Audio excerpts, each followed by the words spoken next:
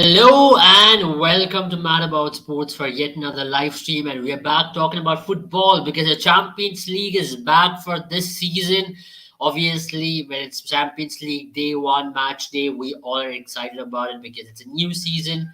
That anthem as it plays, everybody gets that excitement building in them because it is a European glory at the end of the day. You talk about the most prestigious competition in Europe and it is underway. I have Antariksh with me.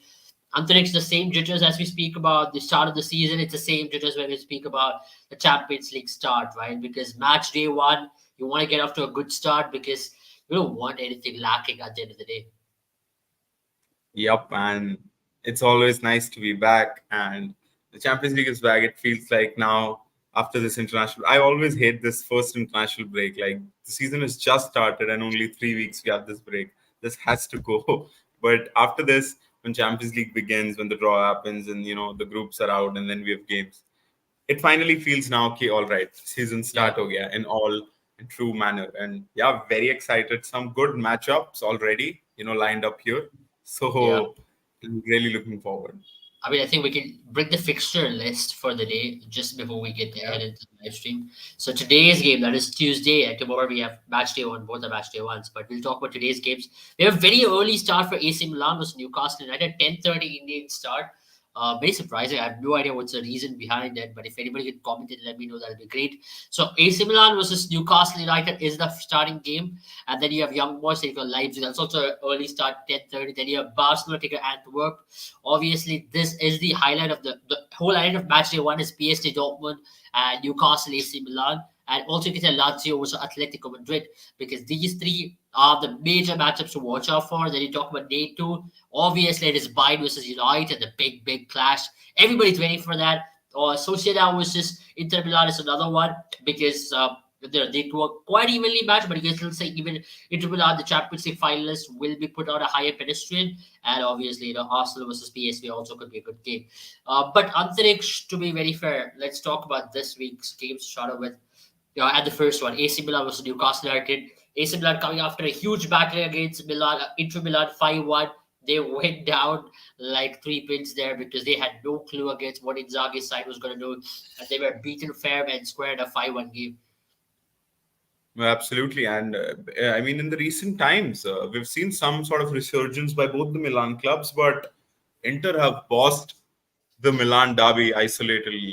Like they've just been the better Milan team in the derby itself. So and we saw an example of that. We saw it in the Champions League last season, and now, as you said, they were just no match for Inzaghi's men. So good start for them there.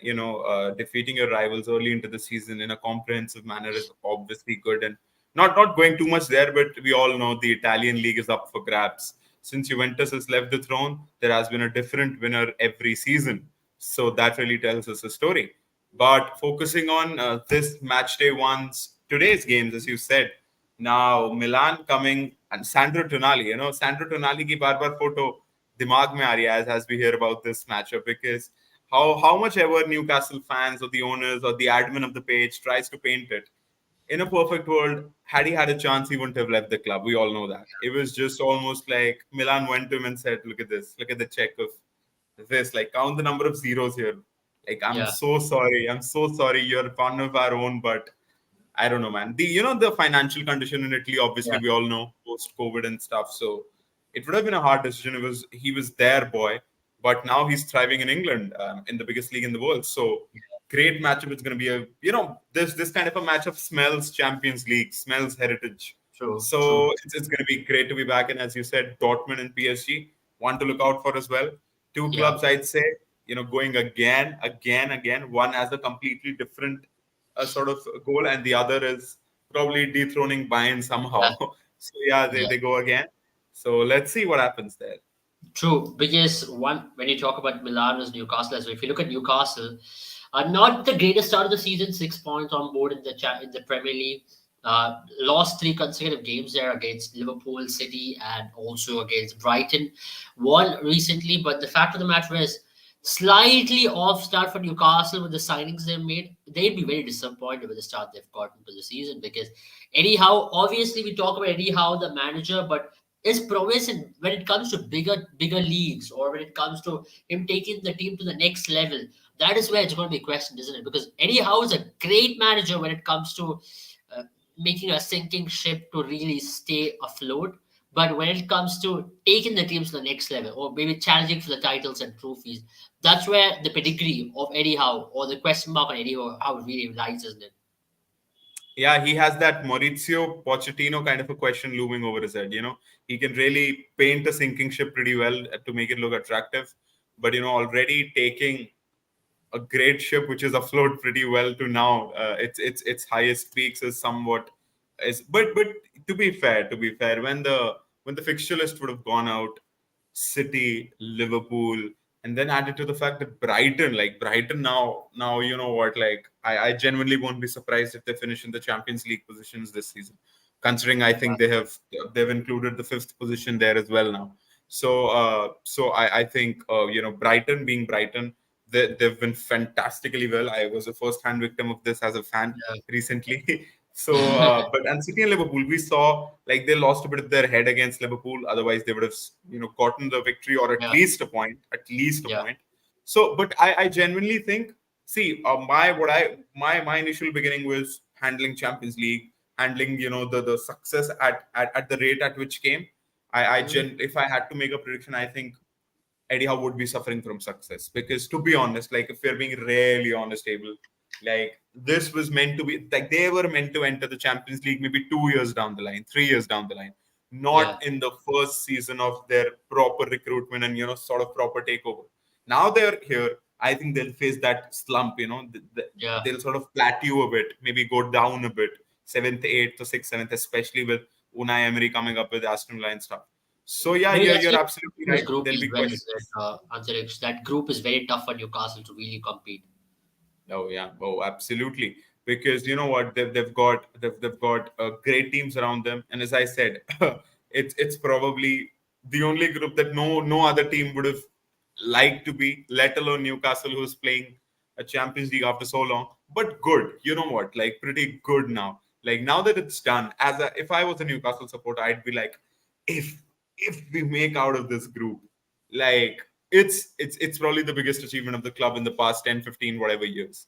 If they don't, let's just try to get that Europa League spot, right? Let's just try to get that. And even if you don't get that one, the group was literally the group of death. Like if there ever existed a group of death, it's this one. Or Yeah. even if you don't make it, it's all right. You got such great 6 games experience in the Europe, in Europe, and you're back in Europe. So yeah, I mean, either way, I think it's a win-win being a Newcastle fan Yeah. here. So rest assured, they'll be pretty buzzing around that St. James's. To be very fair, when you look into those groups as well, for me, what really eyes into that group F is how the teams are evenly balanced, you can say, to an extent.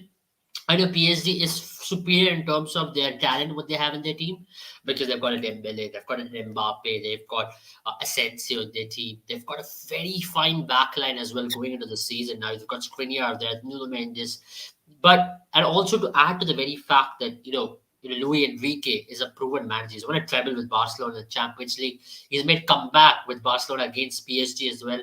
Yeah. He's been there in some of the biggest moments of Champions League, you can say, in history.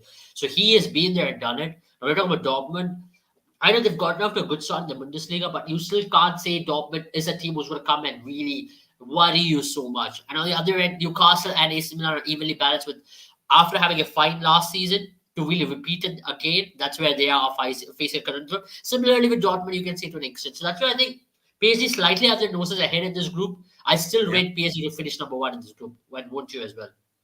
Yeah. I agree, but it's actually the race of two or three. I'd say people who'd like to finish, teams would like to finish in the second position or even in the Europa League if the second position has gone out of hand. Absolutely. Because yes, you're Absolutely. absolutely right with the manager that they've got, and we've seen like this is a trend. Of course, they struggled in the latter end of the Champions League, but when we talk about group stages, they generally crush teams, and like they actually crush them. They just don't move, they crush teams. So yeah, and we're seeing, of course, there's a new manager. They lost to Nice, if I'm not wrong, 3-2 Yeah. recently.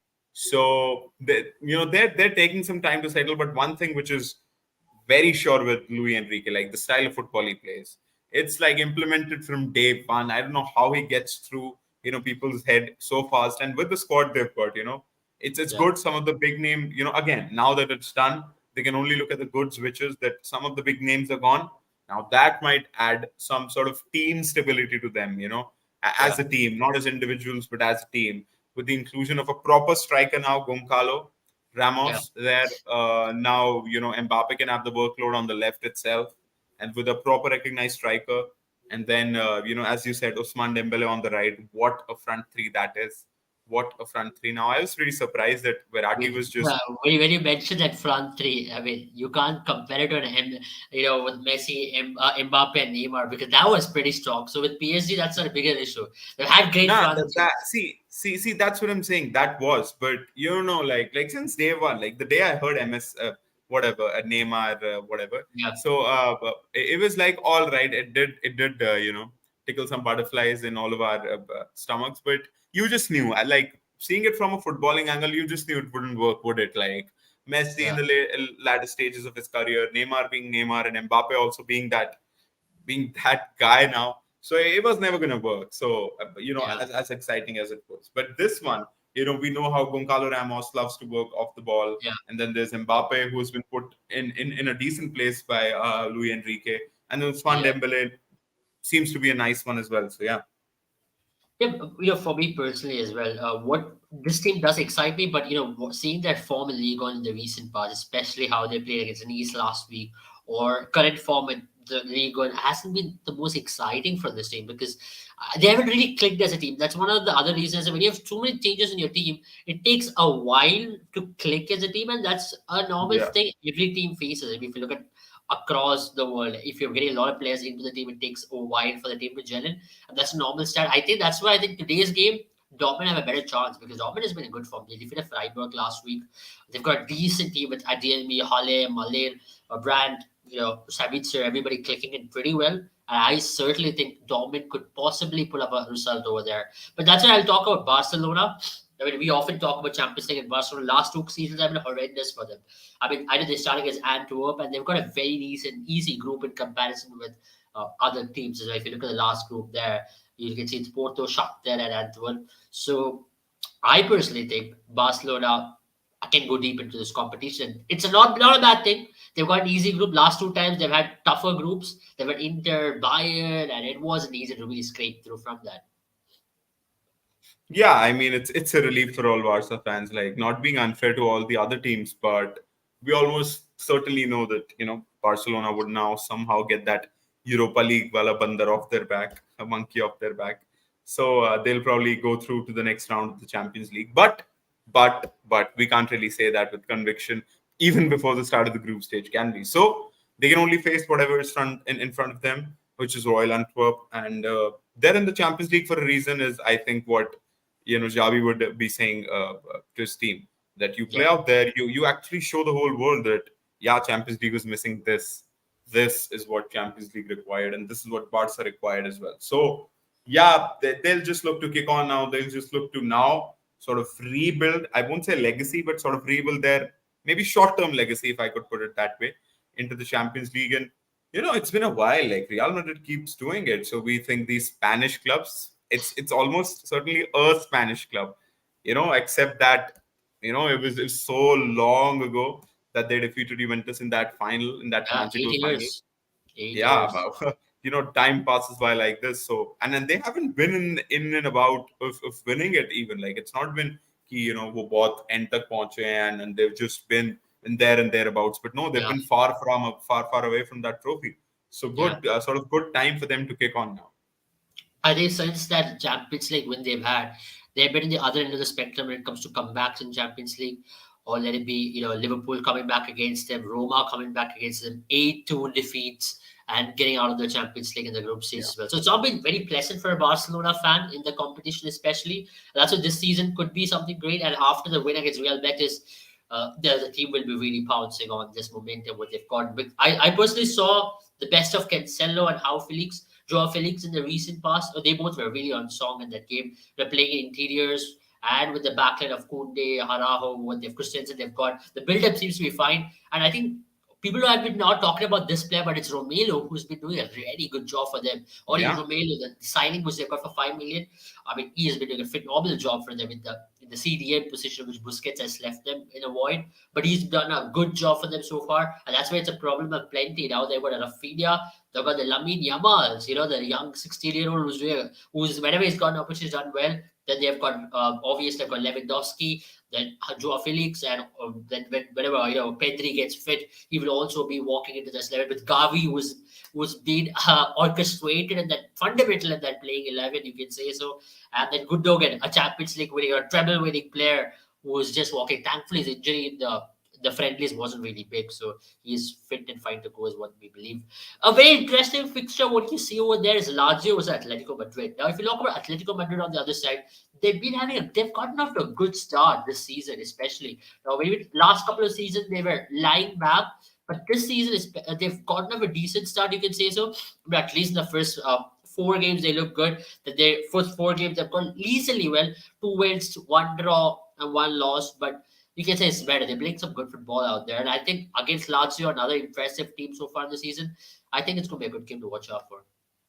Oh yeah, absolutely. And Atletico Madrid seem to be in a good vein of form. Obviously, they suffered the recent hiccup, but apart from that, as you said, like Lazio, it's on Italian turf, so it's going to be really interesting to see how basically Atletico Madrid set up and how, because you know what, Lazio are not the best in possession team out there. If I'm not wrong, they have Maurizio Sarri as their coach, Yeah, who has that reputation of not loving football as much. I mean the literal football, not the yeah, sport. yeah, So yeah, he likes to have that sweet spot of 40 to 45% wala possession, neither the 30s nor the 60s. So yeah, it's going to be interesting. It's always going to be like dono teams ball degi. You keep the ball, we'll play on the counter. You keep the ball, yeah, but yeah.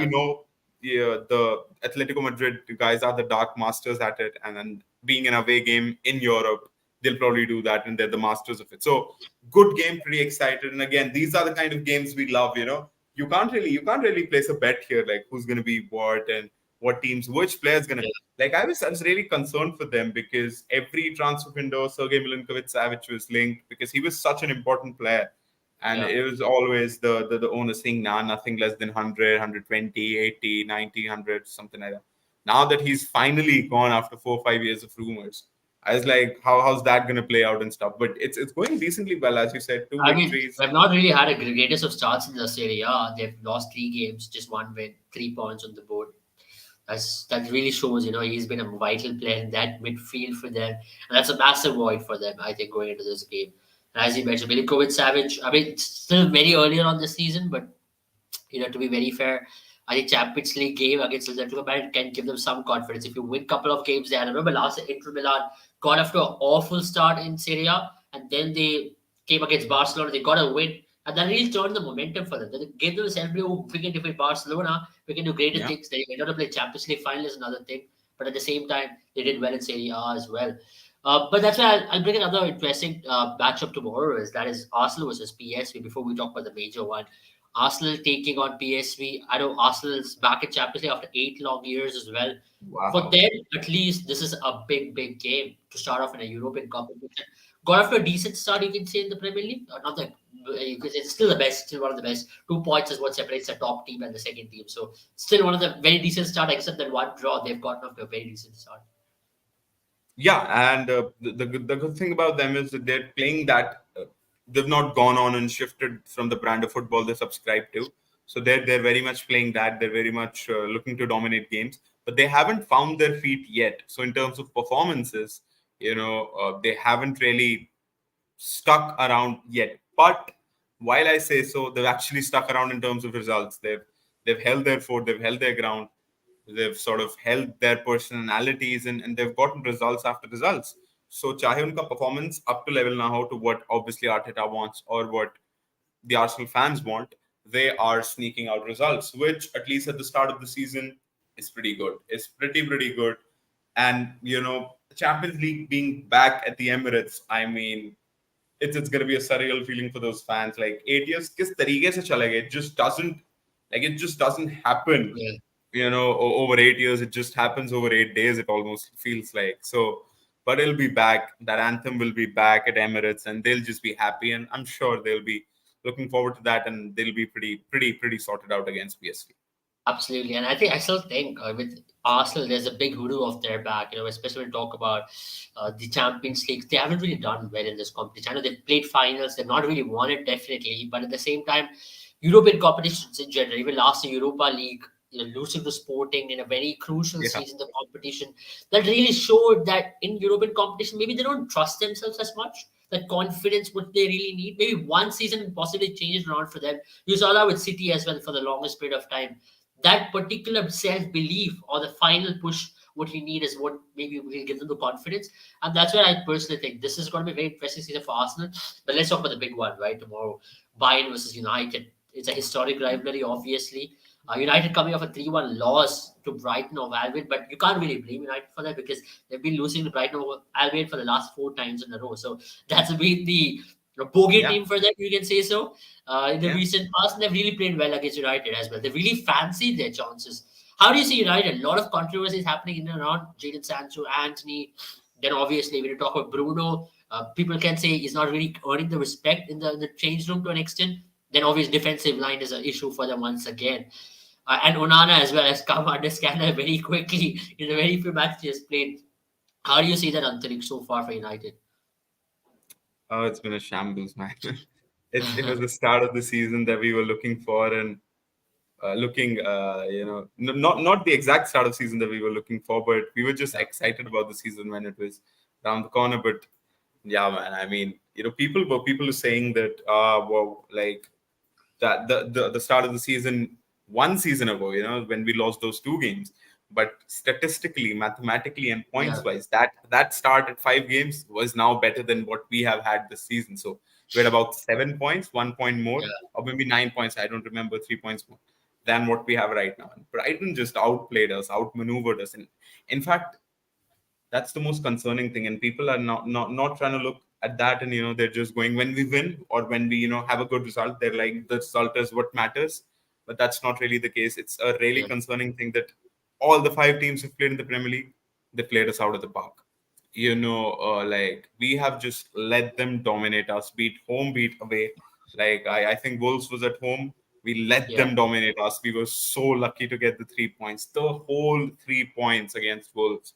There was a shout against Onana as well in that game as well for a penalty. yeah, So it's not good signs. But having said that, having known United for so long now, if there is one thing which we keep doing, I don't really rate it, but एक ही चीज आती है हमको come back. Now come back to nothing, then we come back down as well, but come back होता है nonetheless. So we're inconsistent, but the good part of being inconsistent is that we sometimes beat teams that we don't expect. Now being yeah, a fan for so long, post Sir Alex, like it just happens, we hit the rock, like the bottomest, ekdam, and then we just beat a team that you'd probably not attest even the biggest teams to beat. But then the next week we go down again. So I generally have that strong feeling, that strong intuition. See, don't replicate it with confidence. It's not confidence, yeah, it's just that yeah. intuition that we might, if not pull out a great result, but maybe not lose to them. And I think we'd have those chances on the counter and stuff.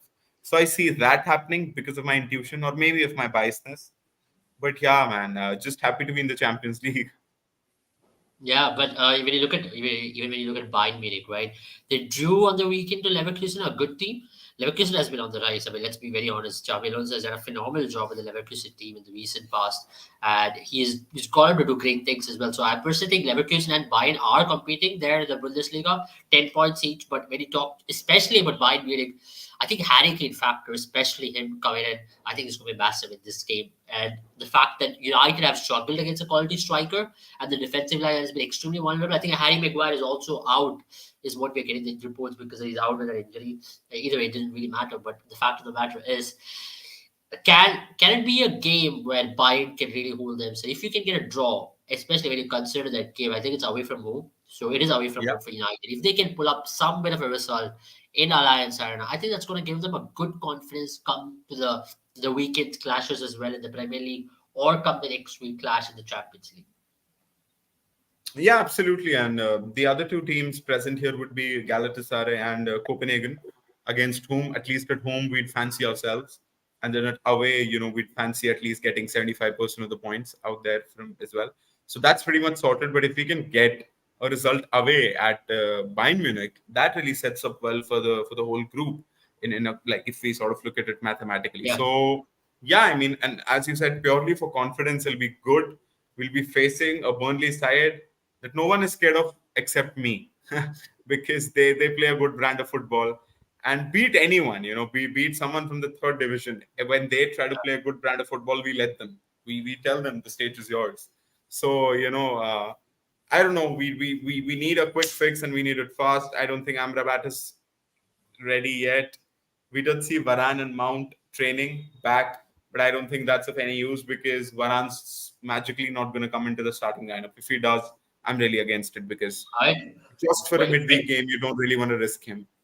Absolutely. And obviously, that's one issue which United have done in the recent past as well. Maybe rush players very quickly and face the brunt of things later on. And with Mount as Yep. well, it's still yet to really have a proper game there. But another final event before we end, I think Inter versus Sociedad is another game which we're going to talk about because Inter Milan 5-1 win, as I mentioned, against AC Milan, and at the same time, Sociedad is a decent team. But they Yep. really took Madrid there. I mean, I know they lost that game to Madrid because of some Madrid sheer brilliance, but they really showed what they can do against a quality team. Like Take Kubu or Oyarzabal, these lads can really take on any team. That's something Yeah. which Sociedad has got. They're a tough team to play against, especially away from home. So that can be slightly more challenging. That's one of the reasons why they made it to the Champions League this season as well. It's just not a normal Spanish team. They've got enough talent in their team to say that yeah, they are good. They've got Zubimendi as well, another exciting prospect in the middle of the park, can do a lot of things. So I personally think Real Sociedad can be a surprise package in the Champions League. Oh, absolutely. And as you said, they have quality players. They've sort of always had this bunch of quality. Oyarzabal and they had Mendy earlier, and then of course, as you said, Zubimendi there as well. So yeah, they had a bunch of players. I think if I'm not wrong, Januzaj was there as well, Yeah, and Sociedad. So correct. yeah, they've had decent players, and now that Kubo is actually shining and actually being the player that once Real Madrid invested in. So Yeah. that small Japanese is I just think Tierney fulfilling. is also for Sociedad, if I'm not wrong. Yeah. Completely forgot about that. Yeah, he's Yeah. also, He's out there on loan, right? So yeah. he's a good player. He's a decent player as well. And so them being in the Champions League is always good for the city of San Sebastian. And but Inter Milan, as we say, they're on the rise. They're on the rise as a whole. Them being in the Champions League final was just good overall for the club. Plus Italian football. Obviously, they faced AC, so that's points as well. But I would still fancy Inter Milan to be the heavier side, to be the heavy favorites.